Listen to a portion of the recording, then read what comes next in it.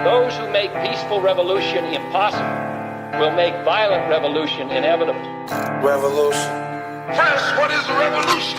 Revolution is the solution, hey. The motive of a revolution. Well, now, The objective of a revolution. we televise. And the result of a revolution. And the methods used in a revolution. I know you know. Put my gun away. Never gonna put my gun away. Put my gun away. See them all be better run away. This generation of Americans has already had enough, more than enough, of war and hate and oppression.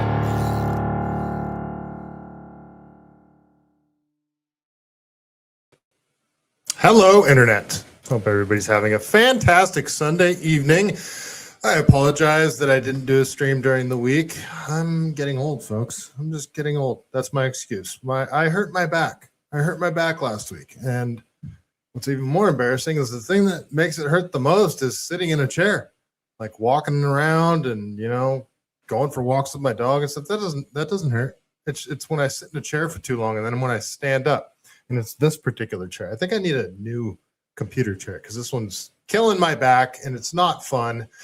Anyway, I'm back and I don't know. Hopefully I'm not rusty for taking a week off, but I'm hoping I'll do another stream during the week too because there's just a million things to talk about. I'm going to try not to get into Iran too much because there's a bunch of California stuff that I want to cover, which we're going to cover first. Just to however long that takes, I'm going to get through all of it and then we'll talk about other things going on in the world. But there's a topic that I never cover on here. And my buddy Eric was like, there's like things a lot about that you never talk about. And if there's anything, I'm not going to call myself an expert on it, but if there's anything I know a lot about, it's dogs and dog rescue organizations and different dog breeds and dog training, all stuff dogs. And probably my most favorite thing on earth is dogs. And this is Scarlet. I used to show her at the beginning of every episode and I stopped doing that for some reason, but hey, Scarlet, can you come here? Can you come here? All right. Come up here. Come on, up here. Can you jump up? Good girl. So this is Scarlet. She's the sweetest girl on earth, and I don't talk about her enough on my show. And I put her on the thumbnail tonight because why not? She's cute and adorable. So there was a story that broke earlier this week, and I want to talk about it because there's a massive dog rescue, dog shelter, stray dog, homeless dog situation going on in California that a lot of people don't know about. And it is a crisis. It really is, especially if you're a dog lover and you like dog rescues, the whole adopt, don't shop thing. And yeah, I think people should be more aware of the dog situation in California. And a lot of it is how shelters are full. Shelters are just full. And the story broke earlier this week. It's from this is from KTLA, but a lot of different news organizations are reporting on it. But this is from Colin Rugg. He says Los Angeles authorities are currently carrying out potentially the largest animal rescue operation in United States history. So they call it an animal rescue operation. LA officials are reportedly removing an estimated 700 dogs and cats from a property in Antelope Valley. This is up here in Lake Hughes. This is like the mountains above. It's like halfway in between LA and Bakersfield, a little more inland. LA officials are reporting removing an estimated 700 dogs and cats. It turned out to be 300. But according to investigators, the animals were in care of Christy Deanda of Rock and Paws Animal Rescue. So they called her out by name, called her organization out by name. During the search, about 400 dogs and 300 cats were found. Dozens of County Department of Animal Care and Control staff members and mutual aid partners arrived at the scene and provided medical aid to the animals. Now, that makes it sound like the animals are in horrible condition. We'll get into that a little bit later. This is the largest number of dogs and cats that the DACC has ever seized and maybe the largest case ever in the United States, LACO Animals said in the statement. So let's go to the video here because this is how the news was reporting on it. And I want to show their reporting and then we'll talk about it. Let's go over to, this is from KTLA. Let's see.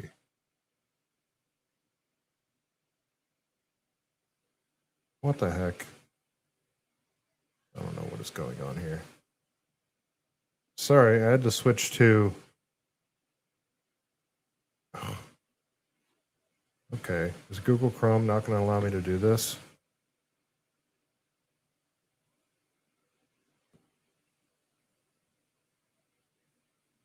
Wow.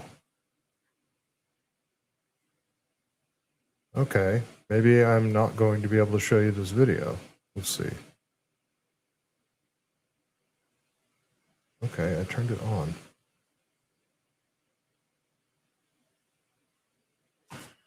Stand by, folks. Brave browser stopped working with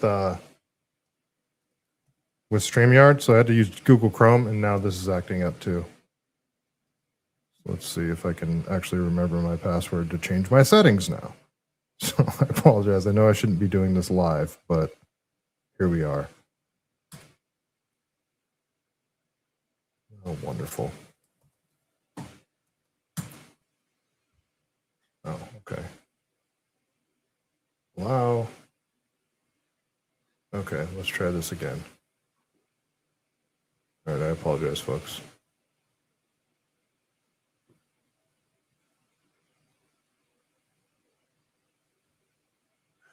Oh, it has to be. Oh, this is so stupid.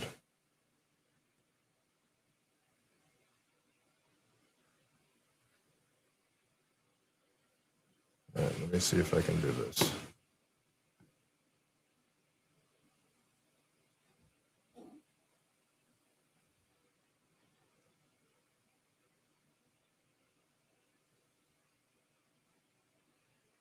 Oh, man. Yeah, I might have to reopen all of these. Oh, jeez. If you guys want to leave and come back when I get this figured out, I totally understand. You know what? I might have to leave and come back. I swear I did this before. So.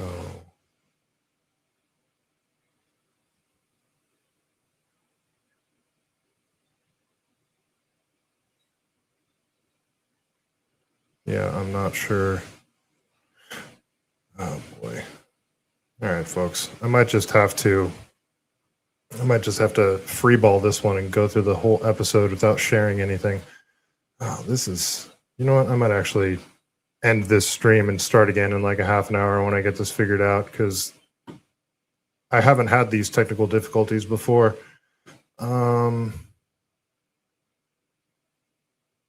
Yeah, folks, I might have to end the stream and come back. So I apologize. Stay tuned. I'm actually going to pause here and see if I can get something figured out.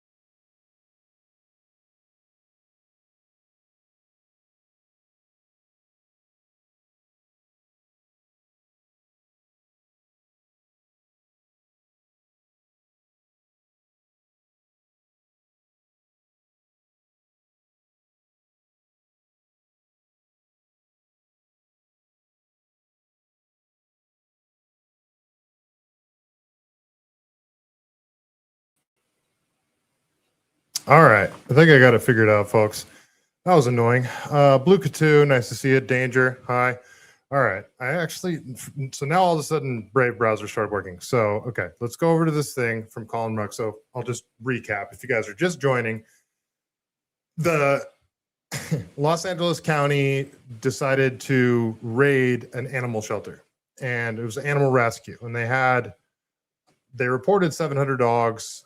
I'll just read the Colin Rugg thing again, but I did my whole intro earlier and explained this, and I don't really want to recap it, but Colin Rugg says Los Angeles County authorities are currently carrying out potentially the largest animal rescue operation in United States history. LA officials are reportedly removing an estimated 700 dogs and cats from property in Antelope Valley. It's up near Lake Hughes between LA and Bakersfield.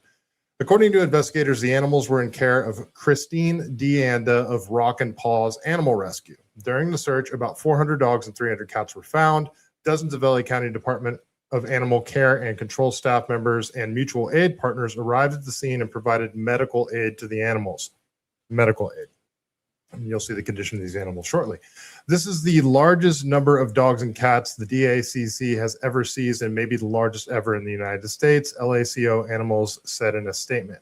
And a lot of people are commenting in the comments, thank God for saving all the dogs and things like that, because that's what it sounds like at first, right? That all these animals were kept in horrible conditions and they're rescuing 700 dogs. Well, we'll see if that's actually the case, but let's go over to Colin Rugg and see how they're reporting on this. So amazing. Now it's working all of a sudden. All right, cool. I think this works. Okay, so this is from KTLA. Let's see how they're reporting on this. Massive operation now underway to rescue about 700 dogs and cats from a property in Lake Hughes. KTLA's Rich Prickett live in Sky 5 HD with more details for us. Rich. Hi, Jessica. Yes, we are up in the Lake Hughes area. It's 46,000 block of 266th Street West. And early this morning, the Los Angeles Department of Animal Care and Control raided a rescue facility up here for various welfare laws, and they're saying that there were many as 700 dogs and cats that were rescued from this property here, and we'll put. So I'm just going to freeze it there, and I'm just looking at these like 5 or 6 kennels right here. There's another one over here. These kennels don't look like they're in bad shape. Each one has a trash can. I can see the dog bowl clearly in the middle of this one. Like kennels aren't, if you guys have ever been to a dog kennel, they're, they smell like dog pee. They smell like dog poop. They're, you keep them as clean as you possibly can, but dogs are gross and they do gross stuff. And, the smell isn't pleasant often, but this does not look like these don't look like horrible conditions right off the bat. That was the first thing that jumped out at me. So we'll keep going. A lot of, 700 dogs or 300 dogs or however many it was, that's a lot of dogs. And they probably weren't permitted to have that many dogs, but we'll keep going. I'll get into that in a little bit here. Push in here. We'll show you some of the kennels that are on the property. Department of Now this looks bad. A bunch of, waste just stacked on top of each other there. We don't know what that is. But I mean, if you've ever been to a construction site and you see them demoing a house, that's like what the outside of it looks like. So, that could be handled better, but we'll keep going. Animal Care and Control is saying this is N Paws Animal Rescue. And again, for the seizure was for some sort of welfare violations. We have not seen all the dogs and cats at this point. We did see one dog that was in a kennel here on the porch. There are investigators here in hazmat suits that are going through the property. Lots of vehicles here from the animal control. This is a mutual aid response, so there are other agencies that are involved with this rescue, as well as the district attorney's office. And of course, as we learn more throughout the day, we'll pass it along. But you can see the basically the command center they have set up here. It's going to be a while longer before they complete the rescue. Again, we have not seen all the dogs and cats. They will be up. Most of them are receiving some sort of veterinary care or being sent to a veterinary hospital. And of course, there's going to be a large adoption that will be set up within the next week or so. So be on the lookout for that if you are interested in adopting any of these pets. So From what I've been told, okay, a friend of mine has an animal rescue in Southern California, and she's very tied in with a lot of the different animal rescues in this area of California, in Southern California. And what she explained to me is, no, these dogs will not be going up for adoption immediately. There has to be an investigation, which means these dogs all have to be distributed out to the surrounding counties, their animal shelters, San Bernardino, Riverside, I believe Pomona, Los Angeles. All of these different animal shelters are going to have to absorb these dogs in. And since they are doing an investigation, they have to be essentially kenneled and they can't be adopted for a certain period of time. Well, all of these animal shelters are already full, and they are not no-kill shelters, which means in order for them to make room for all of these dogs that are currently up for adoption and available for adoption at these shelters will have to be put down. In addition to that, the space that they open up for all these dogs, those are going to be occupied kennels. The dogs can't be adopted for a certain period of time. That means those kennels are essentially taken off the dog adoption market. So the question here is, were these dogs kept in such horrific conditions that it justifies essentially having to put down 300 dogs? Because that's essentially what's going to happen. In order to make room for these dogs, a lot of dogs are going to have to get put down. So we should make sure that, I mean, I'm not saying that this Rock and Paws did nothing wrong, but you got to sort of weigh your cost benefit analysis here. And what my friend who runs a dog rescue also told me is that a lot of these dog rescue organizations, they get overwhelmed super fast because there's an insane amount of stray dogs, dogs that get abandoned, dogs that are in horrific condition in homeless encampments all over California. And these dog rescue organizations, they start off with the best intentions, but they can only get permits for, 10, 20, 30 dogs or whatever. And once they get full and they're asked to take on another dog, they have to make the call, like to tell this person that, no, we can't take on this dog and this dog's going to have to get put down, or are they going to take it in, sort of try and do it under the radar? So this could have been a rescue organization that got in way over their head, or maybe they weren't even in over their head. They just weren't permitted to take that many dogs, because as you'll see in a lot of this footage, these dogs did not look like they were in poor condition. They didn't look like they were underfed. They didn't look like they had mange. They looked okay, and they were generally in good spirits. So let's watch another video. So this is from Paul Miller. He says, they took her animals. Now a shelter owner fights for what she believes is right. Yesterday, we told you about the massive raid at Rock and Paws Rescue in Lake Hughes. Now, owner Chris Deanda says she's upset, has no plans to let this go, and is ready to go to court. Investigators initially said 700 animals were on site, but later clarified it was around 300. The investigators revolve around animal welfare allegations, but Chris is ready to fight for her side of the story. Stay tuned as this battle unfolds. So let's go to this clip here. This is from Channel 7 Eyewitness News. Because the dogs were not emaciated or anything. The owner of a local animal rescue organization extremely upset after her property was raided today and hundreds of dogs and cats in her care were seized by LA County animal control workers. The owner of Rock and Paws Animal Rescue. So you saw those dogs there. Here, let's go back. Just watch this tiny little clip. This is, just freeze frame right there. You've got, these labs, they might be brother and sister, and they're not underweight. They look clean. They look like they've been bathed recently.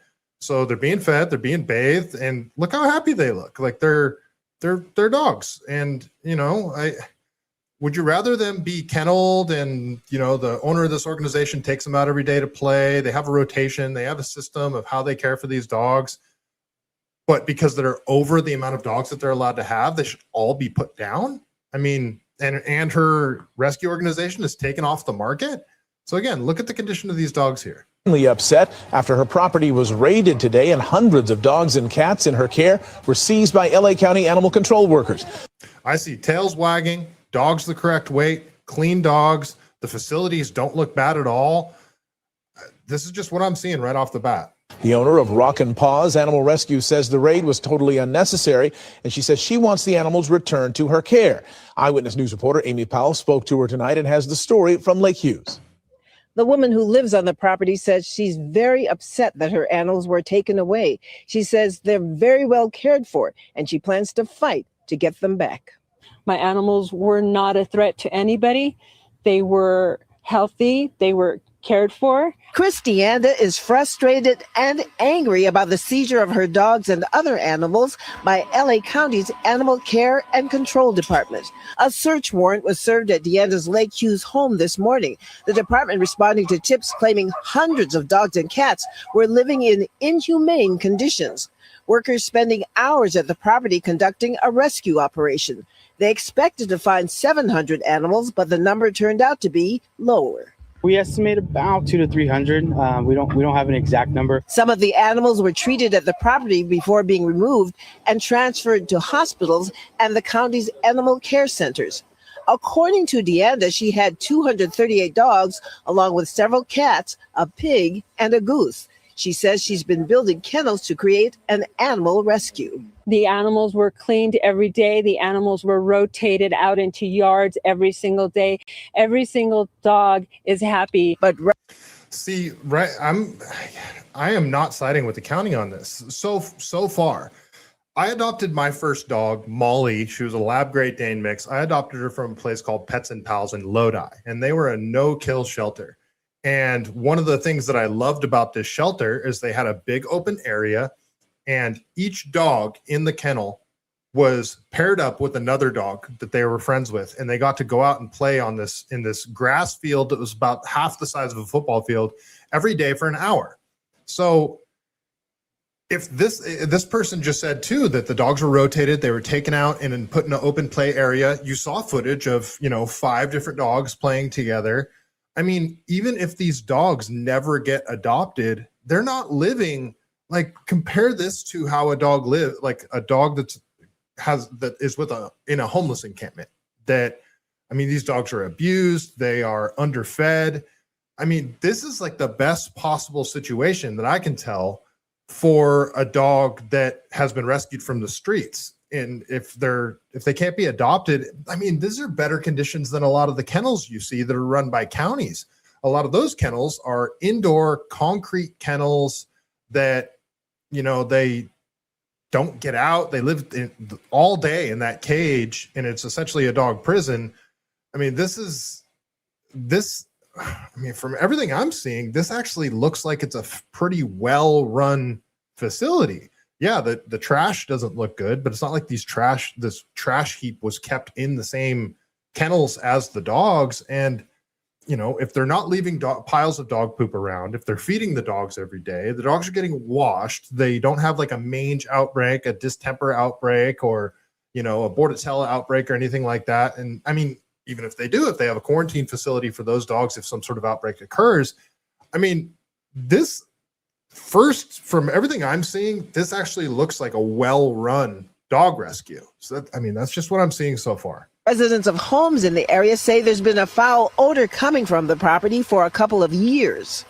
That sucks. It sucks to be the neighbor, and, but that could be a separate complaint on its own. If the neighbors complain that the odor, the dogs barking is annoying them, then, they can send the county, and the county can maybe write them a ticket for, you got to do a better job of cleaning up the dog waste, maybe keep the dog waste in a separate area that's not so downwind to your neighbors. But I mean, if this property is already zoned for this type of thing and the neighbors, I don't know. I sympathize with the neighbors, dog poop doesn't smell good, but let's see what the neighbors have to say. It's been smelly, and whenever they go out to feed, I'm assuming that's what they're doing.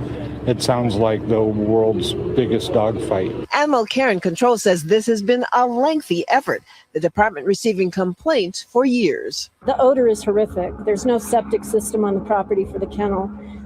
Septic system? Dogs don't use toilets. They poop on the ground. Like, Okay. They have gone without dumpsters for months on end. Deanda refused to surrender the animals to department staff, but all of the animals have been removed from the home. There's nothing that I can do. I'm a very stoic person. I'm very sad about the whole situation, and I can't wait to go to court. Amy Powell, ABC7 Eyewitness News.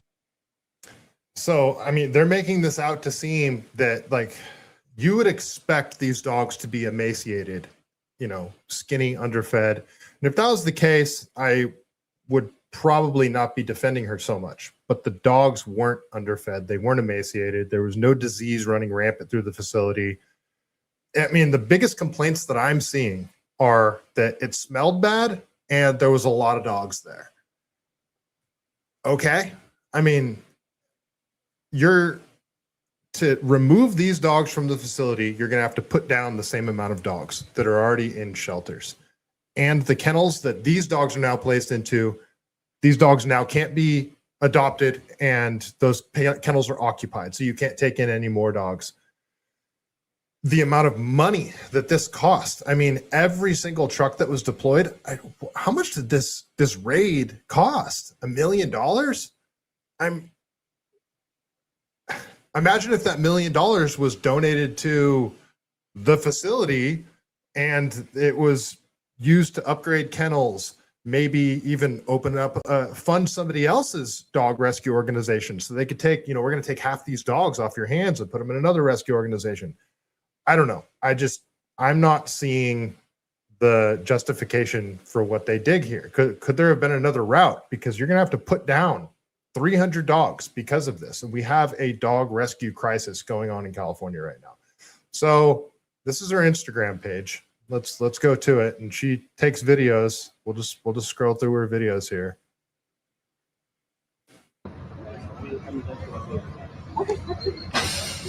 So this is the facility. Here's some of the dogs. The dogs look great. They look clean. The dogs look clean. The dogs look the proper weight. They're not like vicious dogs attacking. They're not using the dog sticks. They just put them on leashes and the dogs look happy. Let's watch a few more of the videos. Here's a pit bull, and you can see the dog is not underweight, looks happy and healthy. It's just hanging out there on a leash. Yeah, I'm not sure. I think this is justifiable. Here's another picture of a small dog. Fur isn't matted. Looks clean. Looks the correct weight. The way this is being reported isn't nearly. You would expect the dogs to be in much worse condition. These dogs don't look in like they're in bad shape. I will continue to post this is her Instagram page. She says, I will continue to post the documentation I took. They removed my phone, so I was not able to document everything. I did my best to get pictures of all the dogs. Okay, here's another picture. Another dog, not underweight. Looks like it's actually a 3-legged dog. Yeah, I'm not seeing it, folks. There's another picture of a dog. I mean, if anything, that dog looks freaking heavy. Looks overfed. I will continue to post it. Okay, so same thing. I mean, some of these dogs, it's like, oh, this is like a good-looking dog. You'd expect it to get adopted. Like this looks like a Great Pyrenees, maybe. Yeah, it's tall. It's got the lab face with the thick coat. And, yeah, it looks like Great Pyrenees. Dog looks like it's in great shape, actually. I don't know, guys. I'm not seeing this. Let's read some comments here. Yara Ven, nice to see you. The press release was super alarming compared to what we see, and yet Skid Row is ignored. Exactly. And I messaged Darren Stallcup, who's out there with what's his name, Nick Shirley, right now. He's out there at Skid Row, and I was like, hey, I know you guys are working on something else, but are you guys coming across a lot of dogs at these encampments? He hasn't gotten back to me yet, but hopefully he will. So yeah, just some more pictures. I mean, smiling. Like this dog is in great shape right here. It's clean, well groomed, not underfed. I'm I'm having trouble understanding the justification for this. Look how sad this one looks. Being carried away, tail between its legs. Again, not underweight, well-groomed, well-fed. Yeah, we'll keep going here. So I think you guys are seeing sort of my point. And I'm not saying that this rescue organization did nothing wrong, but did it justify taking all of these dogs? And how many dogs are going to have to get put down because of this? I don't think I agree with this. I had my friend in Southern California who runs what's her organization called? Healing Hounds. Her organization is called Healing Hounds. My friend Alex in Southern California. And I asked her if she'd look into this, and she was actually going to come on the show, but she had a dog emergency that she had to take care of. And what she tells me is like, no, it's so hard running a dog rescue organization. It really is like a thankless effort. You don't get funding. You don't get like taxpayer funding. It's all just donations from people.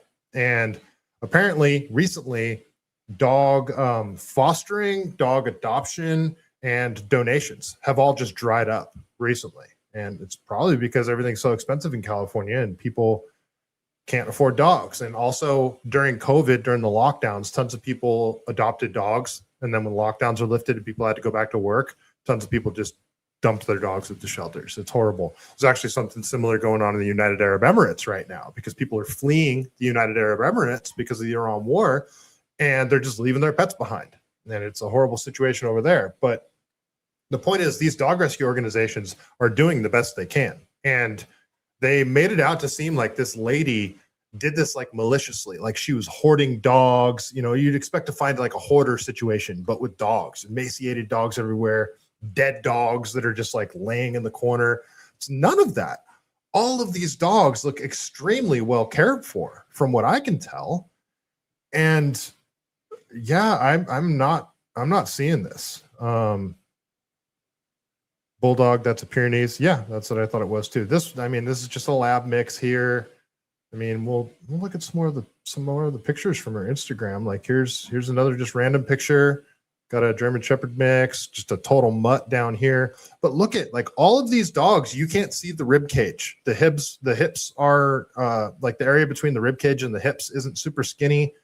Like, this dog's hips are sticking up a little bit, but just could be old dog situation. But they don't have mange. Like they don't have matted fur. They're not underweight.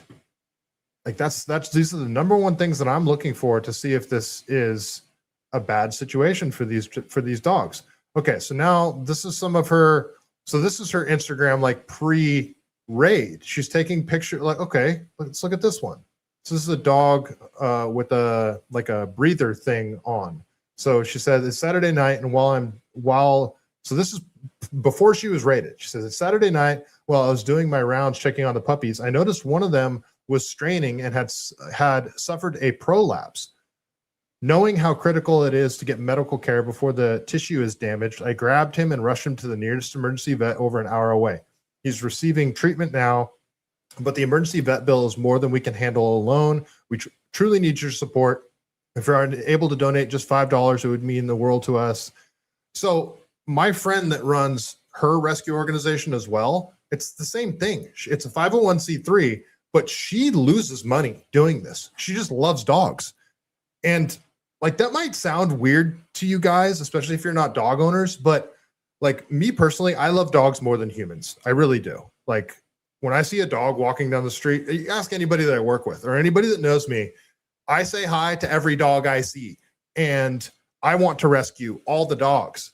And I would lose money to help dog. Like, I mean, I just have one dog, and I've had emergencies. She got bit by, I think, a rattlesnake last year. I didn't have the money. I didn't have the money to fix it, but I took her to the emergency vet. I was like, I'll fucking figure it out. I'll do whatever I have to do to make sure my dog's okay. And this is the same vibe I'm getting from this person. She just loves dogs. It's her mission in life to save dogs. And now they're taking all of the dogs that she rescued away. And many of them, I'm sure, are going to have to get put down. But like these are called, these are called freedom videos, where they take videos of dogs, put some text, and they're trying to get them adopted. Like, that's their mission, finding dogs that end up at a kennel homes and giving them a good life. So here's Bruce, little mutt. Like, look at him. Like, everything I'm seeing is signs of a good dog rescue. Everything that I'm seeing. I'm not saying there's no bad dog rescues out there. There are plenty, and there are, people that is kind of some scams that go on where, shelters will get donations for a dog, and then people will like find the lists of dogs that are up for adoption, and people will donate to, fund that dog's adoption, and then other shelters will take that dog and they get to collect all the donations. So there is shady shit that goes on within this community, but that's not the vibe that I'm getting from all of this. This looks like a responsible dog rescue to me. Another picture of dog, looks like it's in great shape. It's a mutt, some sort of husky mix, most likely, judging by the eyes. Yeah, I'm not seeing it, you guys. I do not think that this place should have been raided. And again, it's like the amount of money that it cost, the amount of officers and different vehicles that they deployed, the cost to the county must have been astronomical. And think about if they just would have took all of the money that they put into raiding this place in one day, if it went towards dog food, microchips, spay and neuter. Like, that's another thing that's like, my friend talks about how there should be stricter spay and neuter laws, all that kind of stuff, because that's how we end up with so many stray dogs. But I mean, this picture right here breaks my heart. This is a dog like laying on its back, being taken away. And it's like, no, don't take me. Rock and Paw says, due to recent media coverage, our personal information has been widely shared and we are now receiving serious threats. So, and that's what happens. That's the way they reported on this. It demonizes her and makes her look like a total piece of shit. And from what I'm seeing, it's the exact opposite of that. It's someone with like a heart of gold that made her mission in life rescuing as many dogs as possible and was actually pretty good at it. She says, I stay on the property to document as they pulled our dogs out using catch poles and dragging them. Some of the dogs have been injured by animal control. I will be posting every video and picture that I was able to take. My phone was originally removed and they did not want me calling people to come document. This has been reported and documented. We want to be clear. No charges have been filed and we are fully cooperating with authorities. So they didn't hit her with any charges. They didn't say she committed any crimes. Just like, nope, you got too many dogs, so we're taking all of them. We ask the public to act responsibly and allow the facts to come forward without harassment or threats. Our focus remains on safety and the well-being of the animals. So this is frustrating to me. This is extremely frustrating. So I don't know. You guys let me know, like, leave a comment under this video and let me know what you guys think, because I'm not seeing the justification for this personally. And when I saw Colin Rugg post that a giant dog kennel has been raided and they rescued 300 dogs, right off the bat, my first thought was, this is unfortunate. Kennels are full. Kennels are full right now. And all of the surrounding kennels are going to have to absorb these dogs. If the kennels are at capacity, which I'm sure all of them are, they don't have free kennels. You don't just have an extra kennel. So what does that mean? It means they have to ramp up their euthanasia deadline for a lot of these dogs. So a lot of the dogs that have been sitting at that kennel for the most amount of time that are available for adoption currently are going to get put down, because they now have to absorb all these dogs that look like they were already well cared for. So this is just extremely frustrating. This seems like an action that the only consequence of this action is going to be that dogs are going to be killed because of this. And they weren't in any danger. They weren't a threat to anybody. It's just the neighbors found it to be a nuisance. And the county said, nope, you're over your limit of the amount of dogs that you can have. That's just frustrating. So we'll keep going here, because this isn't the only thing that I want to talk about. I want to talk about the homeless dog situation. So this is from Dominic Dyer. He says, California Skid Row has been hiding a dirty secret of countless dogs. Countless dogs are starved, drugged, and denied medical care while officials reportedly turn a blind eye. animal advocates say the situation has worsened in recent years, with pregnant dogs giving birth on the streets, others tied up in the sun, crammed into tiny cages, beaten, and even subjected to drugs. So another thing that my friend told me, I was like, how many dogs do you rescue from like homeless encampments? She was like, the majority. The majority of them are dogs that, you know, come out of homeless encampments that are left unattended. They're in horrible condition. They have mange. They have diseases. Some of them are pregnant. They're not, you know, spayed and neutered. And the homeless encampment dogs, you don't see animal control going to the homeless encampments and rounding up dogs. And I'm like very conflicted on that. Like, do I think that homeless people should have their dogs taken away? Well, in most cases, yes. In most homeless cases, homeless people tend to be drug addicted.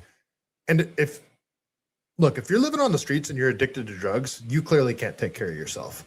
So what makes you think you can take care of a dog? And I get the companionship thing, and a lot of homeless women get dogs to help protect them, because the amount of grape that happens in homeless encampments is astonishing. You wouldn't believe it. I mean, I have another friend that runs Food Not Bombs. His name is Keith McHenry, and he told me that the grape situation among homeless women is, I mean, these women, that sexual assault type stuff will happen to them daily, and they have nobody to protect them. So I sympathize in that situation with homeless dogs. And I've seen homeless people with dogs out here in Santa Cruz. The dog actually looks like it's in decent shape. Doesn't look bad. But my point is, you're raiding an actual good animal shelter, that good animal rescue where the dogs are well cared for, and that yet there's 100 times that amount of homeless dogs on the streets that are in 10 times worse condition, and you're not doing anything about those dogs. It's just this double standard. It's the anarcho-tyranny thing, and it's infuriating. So here's another guy that my friend told me to check out. He is a big advocate of getting homeless dogs off the streets. So, you know, his name is Joey Tukio. And here, we'll go to his Instagram page. So, you know, he takes pictures. So here's a video he took. I'm driving while I post this, so forgive me for any typos, but my friend took this video and just sent it to me. Please go to the second slide and see the address. Is anybody around that could help out these dogs? So it's just, you know, look at like this dog right here. How much worse does this dog? It looks like it has mange on its face. Oh yeah. This is a puppy. It's a puppy in horrible shape. And did you see one single dog of the 300 dogs in that woman's rescue that looked like this? Like the dogs on the streets that are with homeless encampments are in way worse shape than any dog that was pulled out of this this rescue organization that we talked about earlier. Joey Tuccio is rescuing from Skid Row every day. Okay, yes, he seems well known. My friend's the one that told me about him. So he has a video here that I want to share. So here's Joey Tuccio. Hundreds of dogs were just removed from a rescue. I use quotes because I don't know the full story, in Lake Hughes yesterday. But why is it so hard to remove one dog from Skid Row with video proof of a dog being beat? And the response from animal control is, well, was it a fist or was it open hand? Or an owner showing up with proof that his dog was stolen and the police telling him to leave without his dog? Or animal control in LA telling me, okay, we're going to do you a favor. We're going to go in the early morning and remove a dog that's being overly bred. Do me a favor. That's your job. So I want to know who is protecting the animal abusers on Skid Row, because I call BS. Okay. Yeah, I mean, it's exactly the point that I was making here. It's you remove 300 well-fed, well cared for dogs from an animal rescue, and the same people that remove these dogs go out to Skid Row and they make excuses all day long for why they can't remove those dogs. It's the double standard is, I mean, it's horrible. So yeah, like It's frustrating, you guys. I tell everybody, if you're considering getting a dog, even if the thought has just entered your brain, I always try to encourage people to just go to a dog shelter. Just go there. Just go there and look around. Because more than half the time somebody goes to a dog shelter, they fall in love with the dog and they end up leaving with the dog. It makes me happy. And I mean, like, no shade on dog breeders. There are some really good dog breeders, but there's also really bad dog breeders, really bad backyard dog breeders that don't care about the dogs. They are raised in horrific conditions. But I'm an adopt, don't shop advocate. I refuse to pay for a dog. This is the Scarlet here. Oh, she's on my bed. She is the first purebred dog that I've ever had, and it was my buddy has 2 pit bulls. They're husband and wife. He's had them since they were puppies, and they had a litter. And he asked me if I wanted to buy one. I was like, I don't buy dogs, bro. I don't do it. I don't buy dogs. I was like, if you want to give me one, I'll take one. And he said no, and then he calls me like a month later. He's like, fine, if you want one, you can have one. So I go over there, and actually the dog he had set aside for me didn't even care when I walked in the door. Dog didn't even care. Couldn't care less about me. You know, I was going to adopt that dog. I was going to take her home, and, you know, she was going to be my dog. But then he still had like 7 other puppies out in the backyard. He had my dog separated. So I was like, oh, can I just go like say hi to the other puppies? And I go in the backyard, and one little puppy, I mean, tiny puppies, like size of a giant potato. One little puppy walks up to me, looks at me, turns around, and sits on my feet and looks up backwards at me. And I just looked over at my friend, and he was like, you want that one, don't you? Yeah, well, there's Scarlet. Oh, look it. She's over there chewing on her bone. You're gonna be loud, aren't you? So yeah, that's how I got Scarlet. So, you know, I'm an adopt, don't shop advocate, but I mean, the 3 other dogs that I had, Molly, I got her from Pets and Pals. My other dog, Chiba, she was a German Shepherd mix. Me and my girlfriend at the time used to actually love to torture ourselves by looking at dogs on Craigslist, and went and found her, and she had a broken leg when she was 5 months old, and I adopted her, and she became best friends with my lab. And then, you know, 7 years later, I found like this 10-year-old dog running down the street. It was in horrific conditions. It was all black and gray, and I couldn't even tell what type of dog it was. I take it to Pet Food Express to wash it because it was horrible. It had like 2 different giant black scabs on it. I take it to the dog wash, and I'm washing the dog off, and I realize those aren't scabs. Those are mounds of fleas. And then there's just blood all in the tub. And all of a sudden I realized the dog has just pure white fur. It was a pure white husky. And, you know, so I washed him. I took him home. He got along with both my dogs. Next day I go to the San Jose animal shelter over on Monterey Road, and they thought I was going to surrender him. And I was like, no, I want to foster him. I was like, I just wanted to make sure I did it the right way. And they were like, oh, okay. And then they signed me up for a foster, and he stayed with me for 4 years until he passed away. His name was Abe. I named him Abe because he was so honest. He was such a awesome husky. And yeah, so like, go to a shelter. If you're considering adopting a dog, go to a shelter. Go to one of these rescue organizations. Sign up to be a foster. I mean, a lot of these rescue organizations, they just need somebody to care for dogs, just to have them in your home. And if you can, but don't sign up if you're not prepared and you don't know how to handle a dog. But fostering a dog is a great way to make sure a dog doesn't get euthanized, and it can go to a forever home. And yeah, so this is, I mean, I know this is kind of a rambling segment that I did here, but we have a dire dog situation in California. There's so many dogs on Skid Row, in the Tenderloin, out here in Santa Cruz, all the cities in California, there's tons of homeless dogs. And then the dog kennels, they're all full. And a lot of them they're not no-kill shelters. There's very few no-kill shelters. Like I said, the one I adopted my dog from, Pets and Pals in Lodi, I don't know if they still are a no-kill shelter, but they were at the time. Santa Cruz County Animal Shelter out here, the county-run dog shelter, they are amazing. They are freaking awesome. If you go over there, the place is immaculate. All the people that run there, or all the people that work there, you know, they're just dog lovers, and it's a great run organization. They have a play area. The dogs get out every day.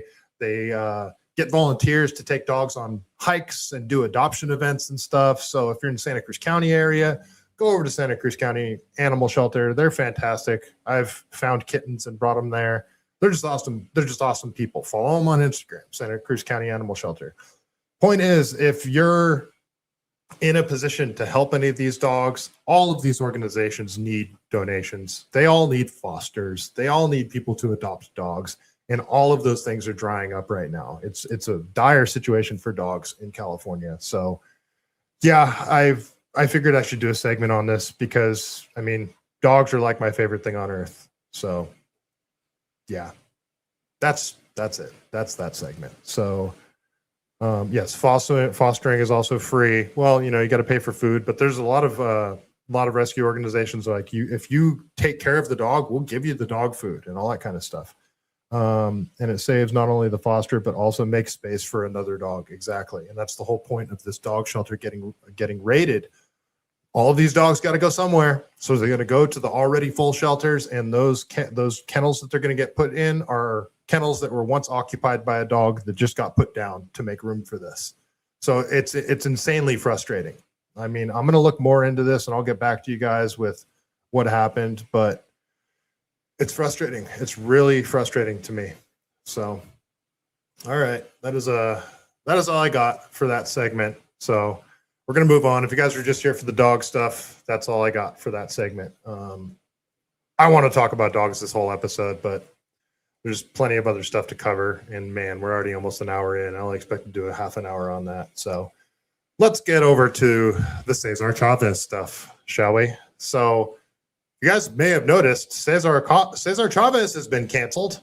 And it's kind of weird because it's like, wow, that sort of came out of nowhere. It's like one day it's, Cesar Chavez is a hero. And the next day it's everyone is canceling him. Everyone's denouncing him across California, across the nation. They're changing the names of parks. As you can see here, this is Cesar Chavez Park in downtown San Jose. And I saw them doing this and I was just like, oh, holy crap. I grew up at this park. I grew up skating these ledges right here. If you guys notice, the ledges are waxed. They're made of like marble or granite or something like that. They were these ledges here for skateboarders are legendary. And I was a kid and I used to skate here and you weren't allowed to. You'd get a massive ticket if you got caught by the cops. So if we saw cops, we'd throw our boards in the garbage can and just sit on the bench. Anyway, they're plastering over. They're not even using like granite. They're just covering the Plaza de Cesar Chavez sign on the bricks. Look at this. Look at this. It looks like hell. So they're canceling Cesar Chavez. Why are they doing that? Why are they doing that, you guys? So 30 years after his death, there was sexual assault allegations. So let's go over to, this is the New York Post here. So this says, wave of Cesar Chavez events pulled as troubling allegations made against the civil rights leader. I'm not defending Cesar Chavez. I'm just saying this came out of nowhere. A wave of events honoring Cesar Chavez have been pulled amid trouble allegations made against the civil rights leader. The United Farm Workers Union said in a statement on Tuesday it will halt celebrations after learning of profoundly shocking allegations against the union's Chicano founders. The union pointed out claims that have been made against Chavez that Chavez behaved in ways that are incompatible with the organization's values. Chavez is a historic figure in California where he rocketed to fame for fighting for labor rights for migrant farm workers. He has schools, roads, and public buildings named after him. And I actually used to train at a place called USA Boxing and Karate in Hayward. And I trained there for a while. And then they asked me if I could help coach the kids 14 and under boxing class. And I used to coach it was either his grandson or his great-grandson. I think it was his grandson. He used to coach his grandson in boxing. And now he's getting canceled. So he's also been honored by presidents for his activism. Most recently, Joe Biden, who placed a bronze bust of him in the Oval Office during his presidency. The union statements delivers a reassessment of someone many consider a legend. Some of the reports are family issues and not our story to tell, our place to comment on it. It read, far more troubling are allegations involving abuse of young women or minors.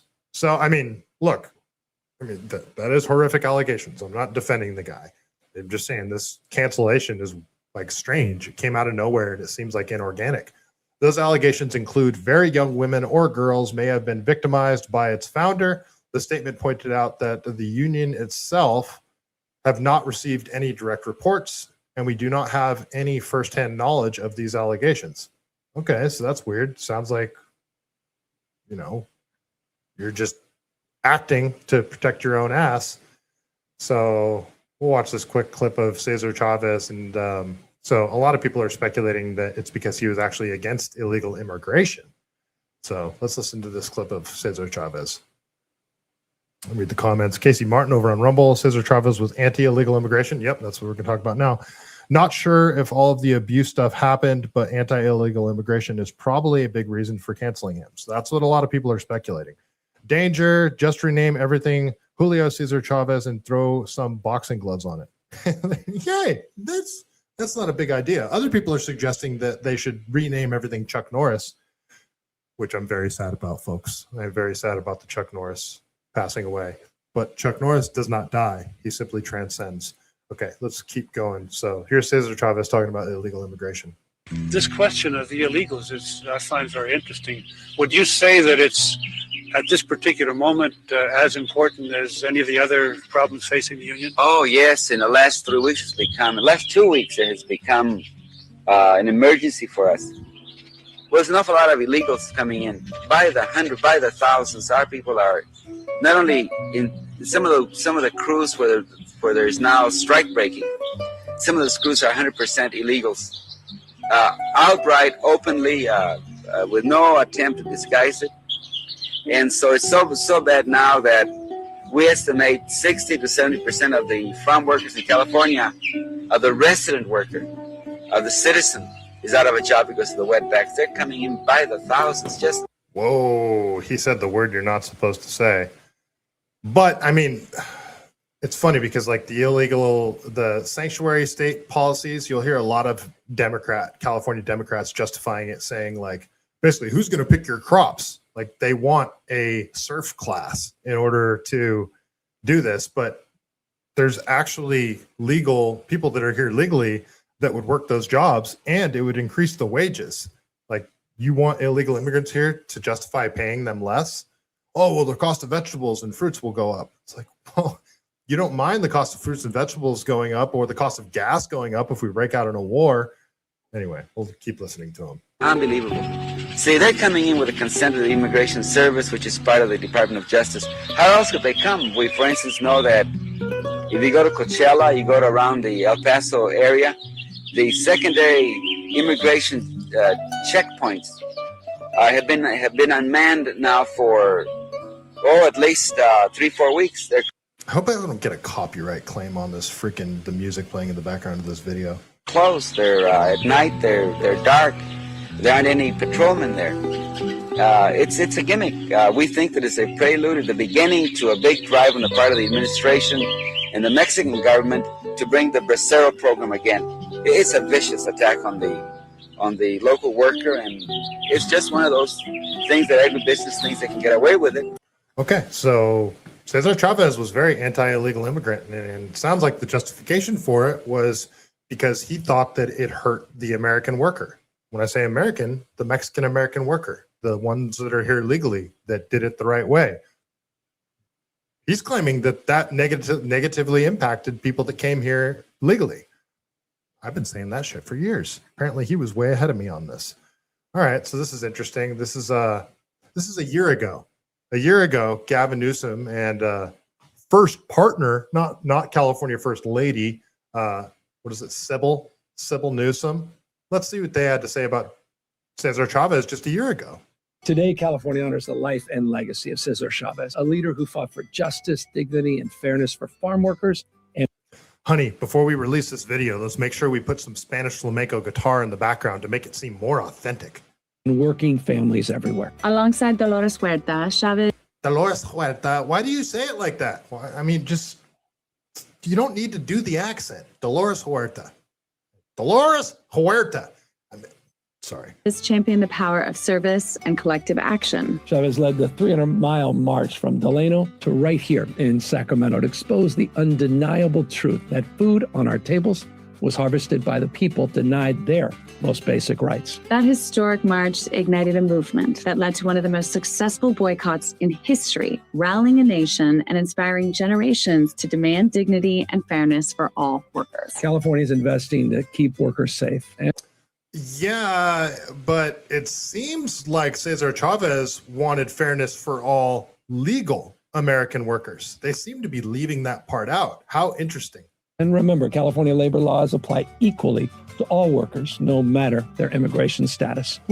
Oh, well, that's weird that you're using Cesar Chavez to push your sanctuary state agenda when he clearly would have been very against California sanctuary state laws.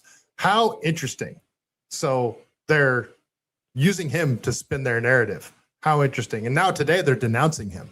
We honor Cesar Chavez's legacy, both in remembrance, but also in action by standing up for workers and speaking out against injustice. And building a future of prosperity and progress for all. Okay, it's amazing how things can change in just 1 year. Bulldog says none of the Epstein clients matter, but Chavez was a horrible abuser who should be held accountable 30 years after he died. Give me a break. Yeah, I know. This seems weird, doesn't it? This whole thing just sounds weird.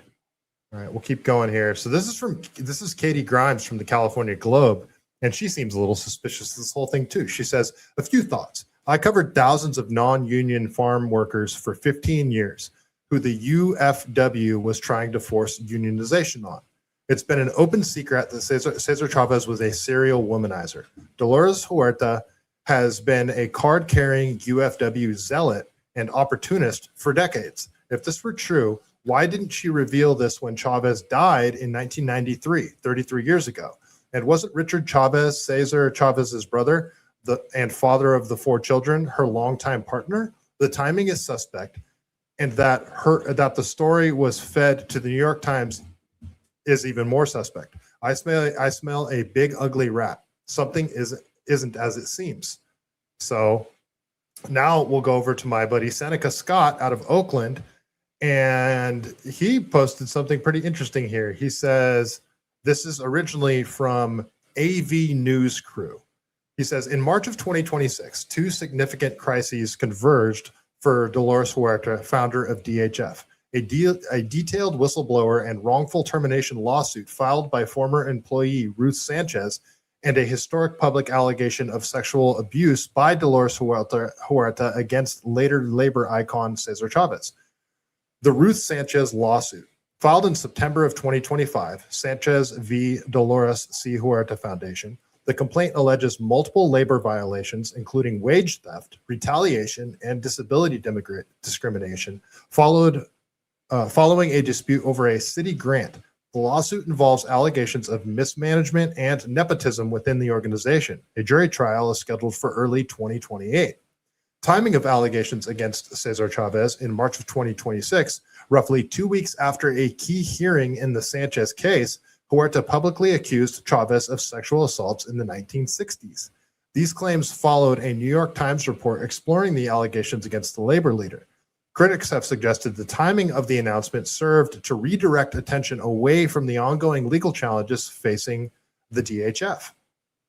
Ruth Sanchez's lawsuit against Dolores Huerta Foundation and the odd timing of Huerta's allegations against Cesar Chavez. The recent emergence of sexual abuse allegations against Cesar Chavez by Dolores Huerta has coincided with an active whistleblower wrongful termination lawsuit against her own organization, the Dolores Huerta Foundation.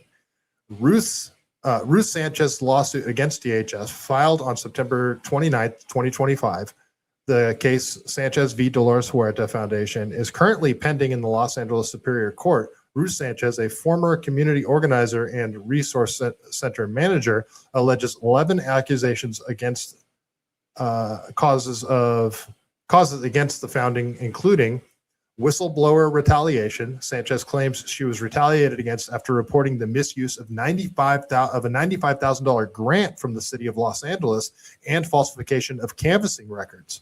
Labor violations. She alleges she worked 60-hour weeks without meal or rest breaks and was pressured into unpaid labor. That's funny. This is a labor union, and they're doing this. Nepotism.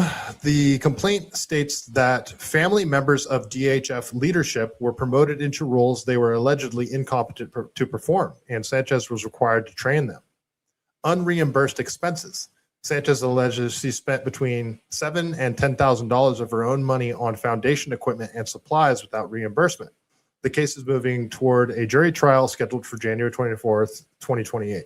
The timing of Huerta's allegations against Chavez on May 18th, 2026, Dolores Huerta publicly alleged that Cesar Chavez sexually abused her in the 60s, resulting in 2 separate pregnancies. This disclosure came shortly after New York Times investigation detailed broader patterns of sexual misconduct by Chavez. Observers have noted a specific timeline regarding the litigation. September 2025, Ruth Sanchez files her lawsuit. March 4th, 2026, the court holds a demurrer hearing for the Sanchez case. March 18th, 2026, exactly 2 weeks after the hearing, Huerta breaks her 60-year silence to accuse Chavez. Critics suggest the timing may serve to shift public attention away from the foundation's internal labor policies, alleged grant misuse, and the looming civil trial. Huerta maintains she spoke out to support other survivors identified in recent reporting. Partial credit, Adina Flores. This is a very interesting in many ways. So, yeah, the timing seems really suspicious. She waited 30 years after his death to make these allegations, but it was only 2 weeks after the hearing to accuse her of unfair labor practices, apparently. So, why are they really canceling Cesar Chavez, you guys? It's just kind of an interesting story. All right, we'll keep going here. So I got another one from the California Globe here. Yeah, so this is another one about Sybil Newsom, the great California first couple. So from the California Globe, Newsom's wife rakes in $3.7 million from her own gender justice charity. First partner Sybil Newsom and her production company, Girls Club LLC, have collectively received more than $3.7 million over the past decade from the Representation Project. Newly released IRS filings reveal the first partner, Jennifer Sybil Newsom, and her production company, Girls Club LLC, have collectively, I just read that, the nonprofit she founded in 2011 to combat gender stereotypes through films and advocacy.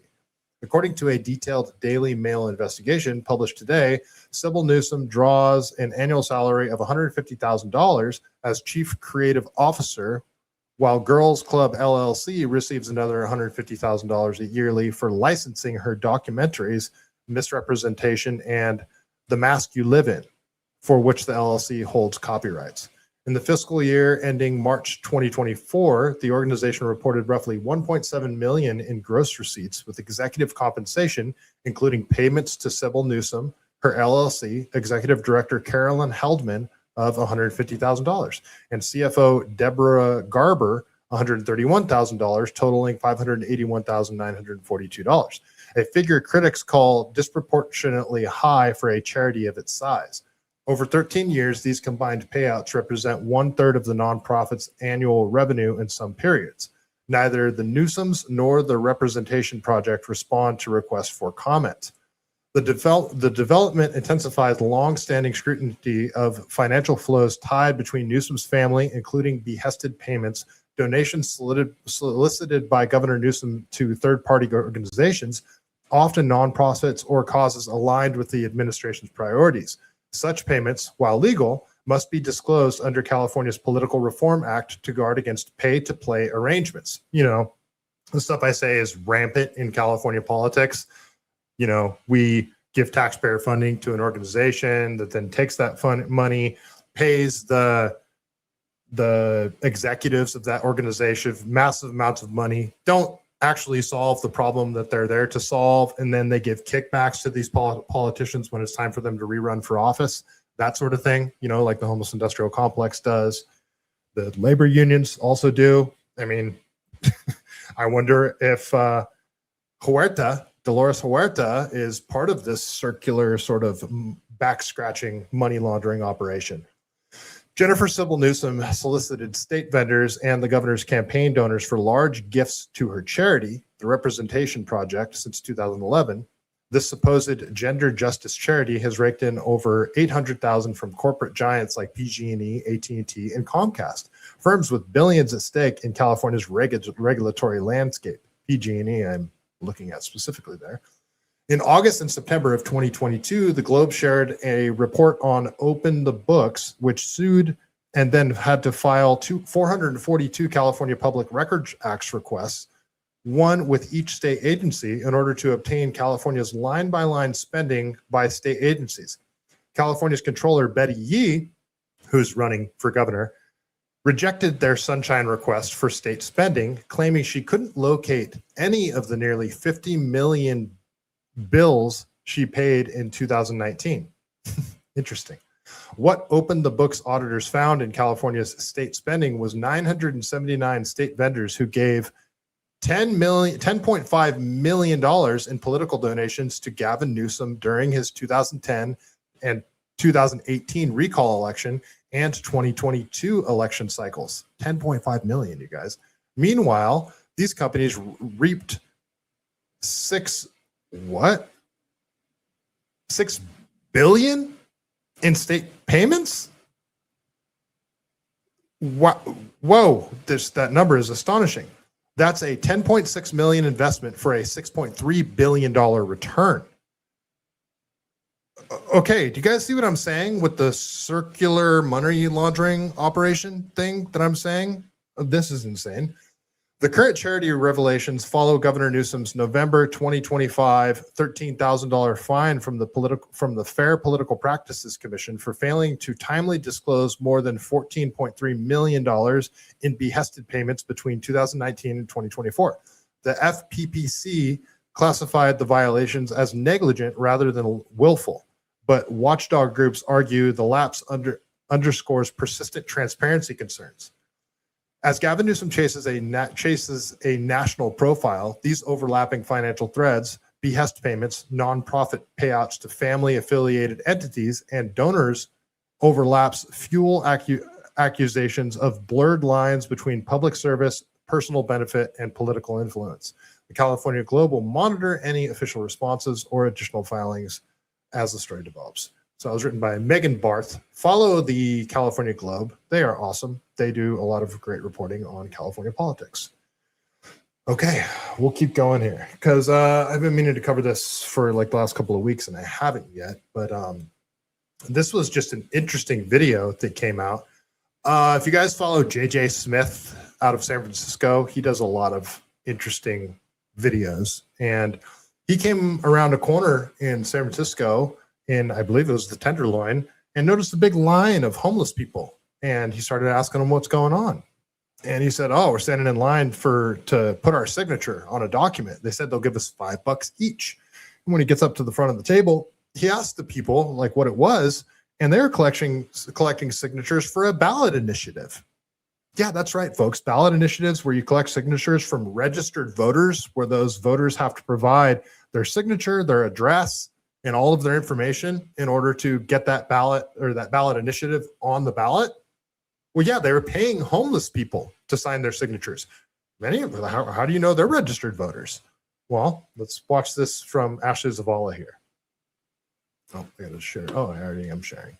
All right, so this appears to show pay. This is from Ashley Zavala talking about some nonprofit organization paying homeless people for their signatures. This investigation centers on this video that is circulating online. It appears to show paid signature collectors in San Francisco offering money to people on the streets if they sign the petitions using other people's voter registration information. You hear that? So yeah, the chick at the table's like, yeah, we're just actually sign this name for us. What? This is massive voter fraud. This would be a violation of state law. KCRA3's political director Ashley Zavala is here now. So let's start with who's involved. Yeah, well, this video is raising a lot of flags for folks tonight. These signature gatherers are people who are paid to find registered voters and get those voters to sign petitions. And when they get enough signatures, the proposal lands on the ballot and is presented to you, the voter. Wait till you hear what the ballot initiative is. It is against the law for anyone to forge someone else's information. But the man who captured the scene on video tells us that's exactly what has been happening in San Francisco. I get $5 too? Yeah. And what is it? Just sign it. Just sign it? Yeah. You ready? He says, what is it? What am I signing? She says, just sign it. What? Like, you guys, listen to this again. Just sign it. Just sign it? Yeah. San Francisco. I get $5 too? Yeah. And what? I get $5? Yeah. What is it? Just sign it. What is it? Just sign it. What? Just sign it? Yeah. You ready now? First name is going to be Carol. San Francisco Street. Do you hear what the instructions she's giving to this other person? Just sign it. Your first name is going to be Carol. She's telling this person to use someone else's name. So she has a list of registered voters, and she's paying homeless people $5 to sign as if they were those registered voters. Are you guys following how insane this is? This is what they're doing. This is massive voter fraud. Videographer JJ Smith capturing what appears to be a crime on camera. Paid signature gatherers offering people $5 to sign ballot initiative petitions using other people's names and information. Smith shot and posted this video on Monday. What I seen shocked me and surprised me because they was literally coaching people, telling them what name to sign and what address to put down there. And what was more shocking than that is they had that information printed out already on an official document. How insane is that? They have a list of registered voters. They offer a bunch of people $5. Like, who gives a shit about $5? So there's probably homeless people that want to score some drugs. They offer them $5 to not only sign the document, but sign it as if they were someone else. Forge the document. It's insane. This is JJ Smith. You guys should follow him. He DM'd me a couple of weeks ago. He's like, "Hey, I'm coming to Santa Cruz. You know of a cool hotel I can stay at?" So I gave him some hotel recommendations. Hopefully he comes here soon and we can hang out. We've learned the signature collectors in Smith's video were doing so for ballot initiatives backed by billionaires fighting a proposed wealth tax. The measures include proposals to... So this is what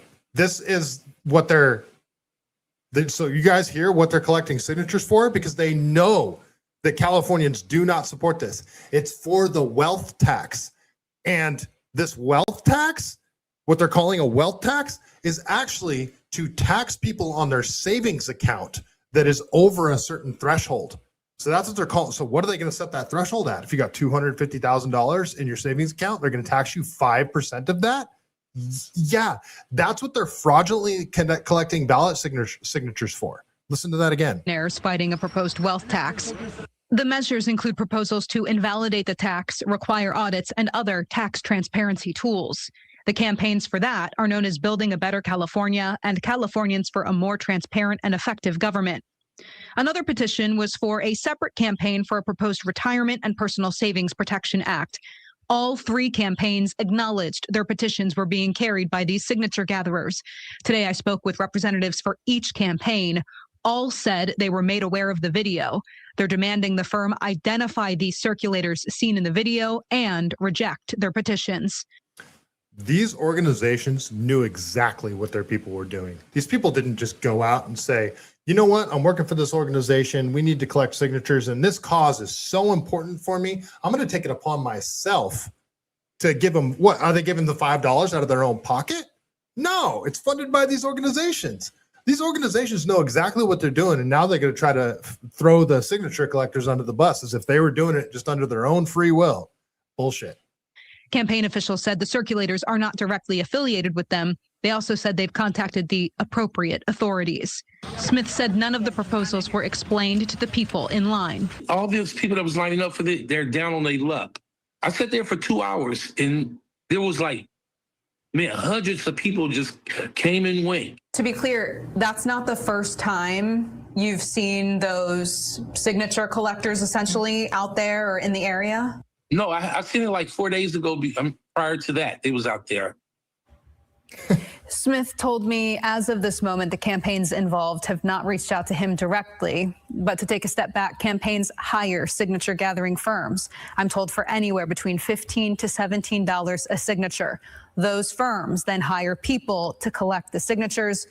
We still obviously have several questions tonight, such as why do those signature collectors have voter information, and where exactly did they get the extra money to pay people on the street for the apparently forged information? Exactly. So do you guys think these signature collectors just looked up the voter registration information on their own and then decided to take money out of their own pockets to pay people for these signatures? No way. They were given instruction. Here's registered voters. Go pay homeless people to forge these documents and give them each $5. Here's a bunch of cash to give out. That's what they did. This is insane. So, of course, the Secretary of State oversees elections. What is that office saying? Yeah, so we know that she's definitely investigating, because right before our interview with Smith, he told us he had just gotten off the phone with their chief investigator. In a statement, a spokesperson for the Secretary of State's office told us in part that the signature gathering process is an important part of our democracy, and those who abuse our system will be held accountable. She also urged anyone with information to contact, again, the Secretary of State's office. They have a form online. Insane. So now a little more about this ballot initiative, which is insane. This wealth tax ballot initiative that they want to do. So this is from, I don't know this guy's name, but Last Beacon of Hope, God Bless America, reposted this. So let's watch this video. I don't know this guy's name, but he explains what this actual ballot initiative is. California is now collecting signatures to tax your savings account. 5%, your bank account, your retirement, your home equity. And the part that made me laugh this morning, I told you this was coming. A buddy texted me a clip, news anchor, Dallas, Texas, not even California, breaking the story that Sacramento is coming for your savings account. California labor unions have advanced a ballot initiative that would slap a one-time 5% tax on the savings accounts of the state's residents to make up for overspending in other areas like illegal migrants. So I started digging, and what I found is going to make you absolutely sick. This isn't a billionaire tax. This is stage 2 of the biggest financial mugging in California history. And by the end of this video, you're going to know exactly what they're doing, exactly who is doing it, and exactly what you need to do about it. So let's start with a lie, because there's always a lie. They're calling it the Billionaire Tax Act, and 50% of Californians hear that and think, hey, sure, tax the billionaires. I'm not a billionaire. If you were voting today, would you support or oppose the initiative? Little concerning. 50% of Californians are like, yeah, sure, I'll tax the billionaires. That's exactly what they're counting on. Now, here's the truth. The billionaires already left. And I already told you this. Elon Musk didn't stay to pay it. Larry Ellison didn't stay to pay it. The second this thing got proposed, they hired attorneys. So I will say, this is exactly how California government dupes voters into voting for things that are against their best interest. They will call it, the Everyone Gets a Puppy Act. And what that act actually does is comes to your house and kills your puppy. Like that's how the California gas tax got passed. That's how the proposition that made, I can't remember the number of the proposition, but the proposition that essentially decriminalized theft under $950, that act, that's how that passed. They tried to say that was actually to promote safety on the streets. Like, all of these propositions that they try to pass that'll extract more money from people, make the streets more dangerous, primarily get more money out of the middle class, they always name them something that sounds like the exact opposite of what they're actually doing. Transferred their assets and they were gone. Nevada, Texas, Florida. I covered this and I showed you exactly how it works. Bunch of the billionaires who are the initial targets of the Democrats' wealth tax, they fled. They just left California. So Sacramento did the math. If the billionaires leave, oops, the middle class becomes the billionaire. And now they got a $30 billion budget hole, not because revenue is down, because they can't stop spending your money. Free health. And a huge amount of that money that they're spending, causing their massive deficit, is for health insurance for illegal immigrants due to our sanctuary state policies. California doesn't have an income problem. They have a spending problem. The high-speed rail, the homeless industrial complex, medical insurance for illegal immigrants, all of these things that many of them are massive money laundering operations. They can't take them off the table. So instead of cutting spending, how can we gouge the middle class for more money to make up for our fraud and incompetence? Primarily fraud. At this point, anybody that still thinks that this is just a bunch of oopsie daisies, misallocation of resource, incompetence crap, you're out of your mind. This is fraud. This is money laundering operations to keep them in power, to keep a Democrat supermajority in California. That's what a ton of these, the majority of these initiatives are designed to do. Just keep a Democrat supermajority, and they'll fund all of these nonprofit organizations that are taking the money, not solving the problem, and actually paying their executives hundreds of thousands of dollars per year, sometimes millions of dollars. Healthcare for illegal immigrants, free cell phones, free housing, while you are cutting back on dinners going out, while your kids are drowning in student loans. Sacramento just keeps spending. And thank you, Casey Martin. So Casey Martin over on Rumble just told me Prop 47. So Prop 47 was the proposition that decriminalized theft under $950, made it essentially legal to go and openly do drugs on the streets, like shoot up heroin and fentanyl and shit, and camp on the streets. I just had Jeff Reisig on my show a couple of weeks ago. He's the district attorney out of Yolo County. He helped author Prop 36 to repeal that. So that proposition that decriminalized theft under $950, made it legal to do drugs on the streets, and a bunch of other shit. It was Prop 47, and they called it the Safe Schools and Neighborhood Act. That's what they called the act that decriminalized theft under $950 and allowed drugs to be used openly on the streets, contributing to Skid Row and the Tenderloin downfall. They called it the Safe Schools and Neighborhoods Act. Again, they call them the exact opposite of the thing that they actually do. It's insane. Thank you, Casey Martin. when they ran out of money, they invent a new tax. Now, let me take you back to 1913. Congress passes the income tax. You know what they said? Only the top 0.5% of earners will ever pay this. And it'll be temporary. Only the ultra wealthy. Let me ask you a question. Did you pay income tax last April 15th? Yeah, you did. Property tax? That was for wealthy landowners. Gas tax, mileage tax, every single one started as a tax on someone else. Every single one ended up in your wallet. So you work hard. You're already giving government all this money through sales tax and property tax and income tax, gas tax, car tax, all these taxes. And if by the end of the year you're managing to scrimp and save a little bit of money, government's not done yet. They want that too. And now they're doing it again, right in front of your face, and they think you're too distracted to notice. They always say they're going to tax the rich person over there, but sure enough, before you know it, yep, we're all paying that tax that they promised. So keep in mind this ballot, this thing that they're trying to get on the ballot, that I can't wait to see what they're going to call it. I think we already talked about it, but this very ballot initiative is the same ballot initiative that J.J. Smith caught them fraudulently paying people to collect signatures for.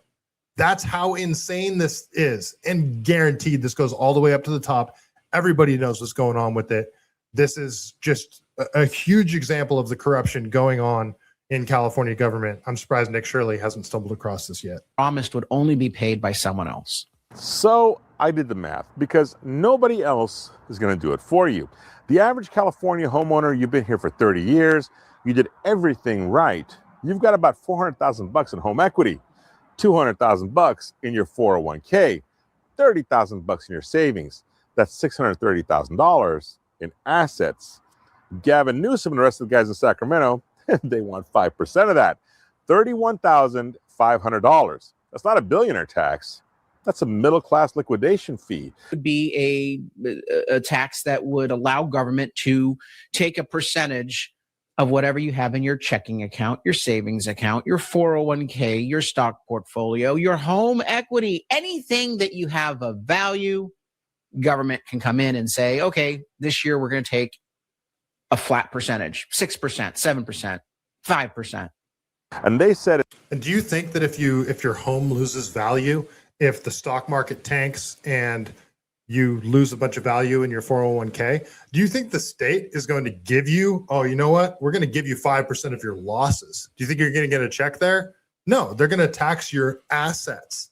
All things that you can't just, it would be one thing if you liquidated all those assets and they taxed you on that because it's income, which I still wouldn't agree with. But it's not like you're liquidating your assets. They're just like, it's like what do they call it? Unrealized gains. We're going to tax you. It's an unrealized gains tax is what this is on the middle class, not the billionaires. it's one time. Yeah, the income tax was one time too. Now, let's say it goes the way every California tax goes. Year 2, $31,500. Year 3, $31,500. 5 years from now, you've written Sacramento a check for $157,000 on money you already paid taxes on equity that you built with your own hands. Now, here's what should make your blood absolutely boil. Carl DeMaio went to the assembly floor, introduced a constitutional amendment. It's called the ACA 14. All it said was this: California can't ever impose a savings tax on a resident. Guarantee in writing forever. If Democrats were telling the truth, if this really was only going to hit billionaires, they would have voted yes without blinking. Guess what they did? They killed it. Democrats killed that bill. I said, look, you say that, you're only going to tax billionaires. Here's your chance to give us a guarantee that the middle class working families are never going to have to be worried about being grandfathered into a savings tax. They didn't do that at all. They looked you in the eye and they said no, because they were planning to stop at the billionaires. And who's out on the street corners right now collecting signatures to put this on your November ballot? California labor unions.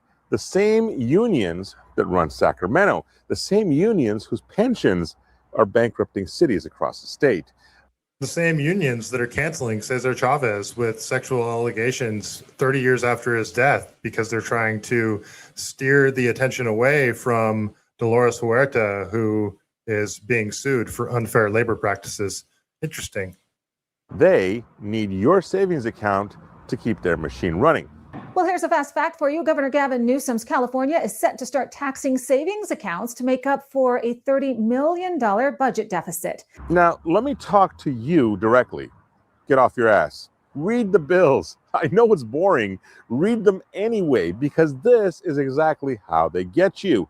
The measure targets wealthy people, potentially raking in about $25 billion for a dedicated fund that many say will be used for illegal migrant services.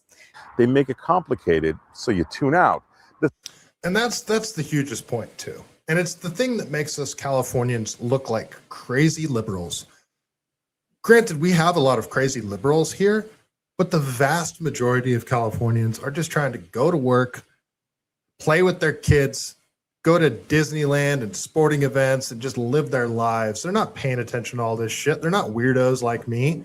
They don't have the time to read every bill, but they'll vote Democrat by default because they don't realize what the legislature is actually going to do to kick them in the balls as right after they vote Democrat. It gives Californians a bad name when most Californians are not these crazy liberals that, hate everybody on the right. It's not like that. I'm on the right. I work with all these people every day. Most people aren't like that. Yeah, there's some, but most people are just not paying attention and just trying to live their lives. This is what the California government counts on, you not knowing what's going on and taking advantage of you for that. Second you tune out, they take your money. Stop voting for new taxes. I don't care what they call it, a billionaire tax, a wealth tax, road use charge. It's a new tax. Vote no every damn time. No exceptions. Think about it this way. If your family had a budget problem, you'd stop going out. You'd cut back. You'd figure it out. You wouldn't call your neighbor and say, hey man, give me 5% of your savings account because I can't stop spending. That's what Sacramento is doing to you every year, like clockwork. April 15th is coming. You're about to write a check to the IRS and to California. And while you're signing that check, union organizers are on street corners collecting signatures to take another 5% of everything that you have left. Critics also say that the wealth tax will then start being charged to people who are worth $1 million, then $250,000, then everyone in the state.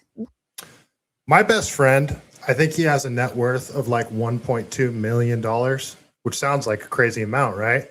It's not. It's not in California. And that's including, so his net worth, that's his home. It's the value of his home. Probably has a net worth of like $2 million actually, because I believe the home he lives in is worth like $600,000, $700,000. Lives out in the Granite Bay area. Shit, it might be worth $1 million. I don't know. I don't know what his net worth is. Might be $3 million. Who knows? But the point is, my best friend is not drowning in money. He can't, like, he's not paycheck to paycheck. But if he lost his job, 2 months later, he's going to be in dire straits. They might have to sell their home. They might have to move out of state. He's middle class in California. And that's exactly who these insane politicians are targeting. My best friend, who's done well for himself because he's smart, because he's a good person, because he's a great family man. Like, that's who they're targeting.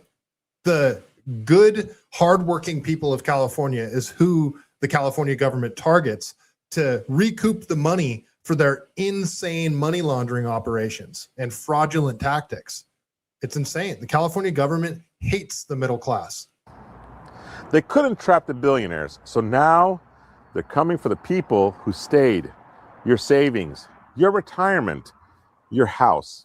If you enact the tax and we lose revenues, which we will, how worried are you that the middle class Californians will end up having to pay higher taxes to offset the difference? 67% concerned. Because Sacramento has one rule. If the money exists, they'll take it. There it is, folks. Don't fall for it. Anytime you see something on the ballot that's my sort of rule of thumb with all of the ballot initiatives is vote no. My rule of thumb. The only ballot initiative that I've voted yes on recently was, I believe it was Prop 36. Is that right, Casey Martin? That was the one to repeal aspects of Prop 47. I believe it was Prop 36. And that was to make it so $950 isn't,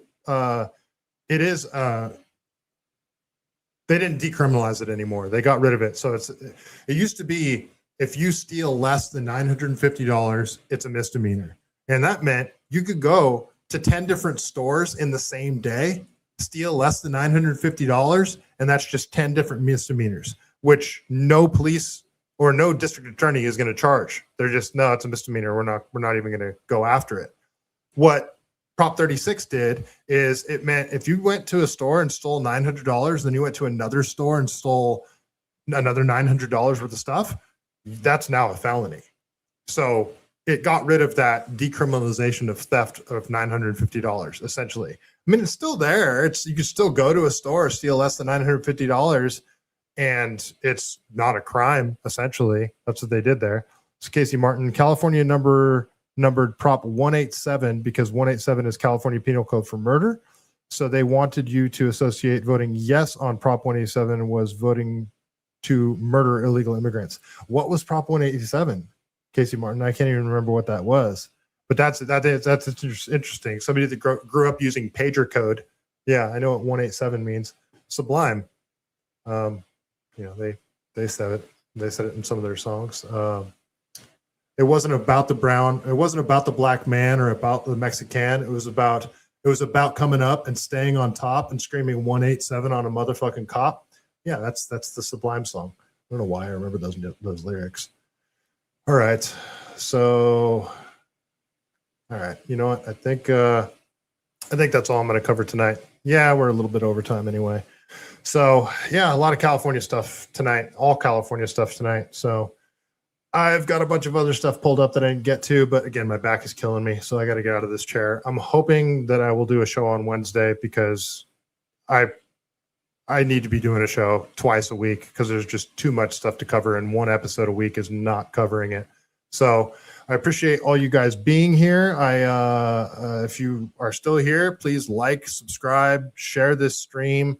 I'm trying to build my YouTube channel, and it's been doing really well. So yeah, like, subscribe, share, follow, all that good stuff. And I appreciate all you guys for being here. So Casey Martin, Bulldog, Danger, Yara. Let's see who else. What else we got here? Blue Katu, all you guys. I appreciate you being here. It was fun tonight. That's all I got. But before we get out of here, you know how we do it. We got to tell a joke from the greatest book ever written, The Truth About Chuck Norris. This is the sequel, courtesy of Danger here in the chat. Chuck Norris cannot be stopped. Rest in peace, good sir. Symbolic T, thanks for hanging out over on X. All right, Chuck Norris joke of the evening. You know the rules. I open up the book. My eyes go to a joke, and I read it. Sometimes it's good, sometimes it's not, but I know it's going to be a good one tonight to honor Chuck Norris. So Chuck Norris joke of the evening. When the going gets tough, the going is channeling Chuck Norris. And on that note, stay Cali based.